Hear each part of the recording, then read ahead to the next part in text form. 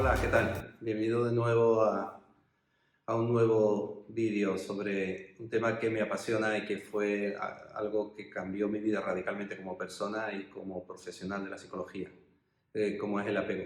Hoy os quiero hablar de los diferentes tipos de apego y cómo empezó a investigarse todo este tema, ¿no? El apego, el que empezó a hablar del apego como lo conocemos ahora, fue Bowlby, que era un psiquiatra inglés que vivía en Escocia. Cuando era pequeño tuvo muchísimas situaciones de estrés porque su madre era la típica madre inglesa que se tomaba el té a las 5 con los niños y el resto del día no estaba con ellos, le cuidaban las nannies. Él cuenta que con 4 o 5 años tuvo una crisis enorme de pánico porque una de las nannies se fue de la casa. Su padre era una persona muy exigente, de hecho cuando su padre murió ni siquiera fue al funeral. El caso es que él empezó a trabajar como psiquiatra en Londres y empezó a trabajar con niños delincuentes. Y empezó a ver que estos niños adolescentes que eran delincuentes, casi todos tenían una historia traumática en su familia.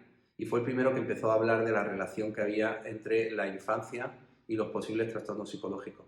Posteriormente, una alumna suya, Mary Ainsworth, hizo uno de los mejores experimentos del siglo XX, que fue lo que llamamos la situación del extraño.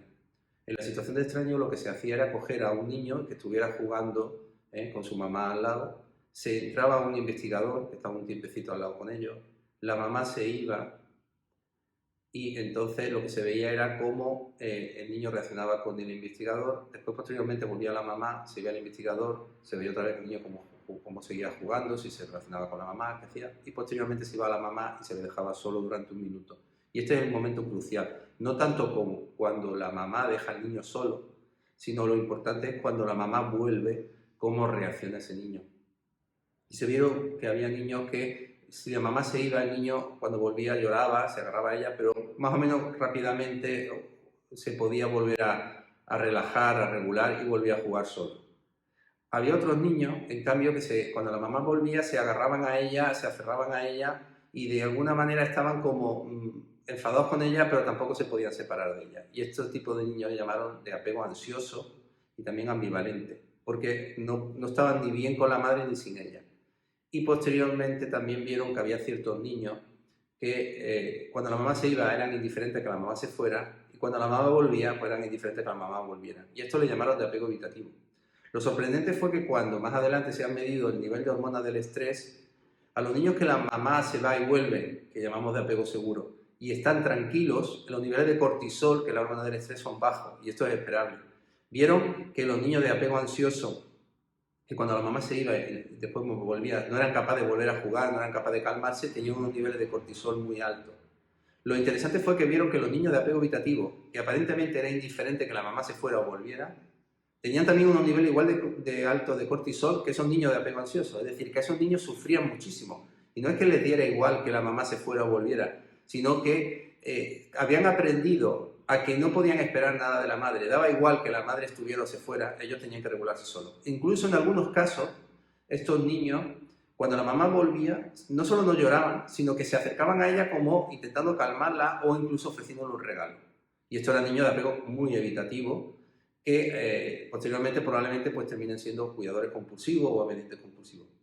Posteriormente se vio también que había un grupo de niños que eran niños extremadamente fríos o extremadamente agresivos con la madre. Por ejemplo, la agredían, iban a buscarla, se separaban, se cogían y se agarraban a ella, pero de una manera maltratándola. Eran incapaces de calmarse, pero de una manera muy agresiva, incluso llegan a pegarse. Y estos niños que no podían entrar en ninguna de esas categorías eran lo que llamaban de apego desorganizado. Y se llaman niños de apego desorganizado porque no tienen ninguna estrategia válida para poder regularse. Ni con la madre, ni solo pueden estar bien. Fijaros que este experimento se hace con niños de 1 año de edad y es un predictor casi con un 90-95% de cómo va a ser el apego cuando seamos adultos. Es decir, ya con 1 año de edad podemos saber qué tipo de apego tienen los niños y cómo van a ser su apego de adultos.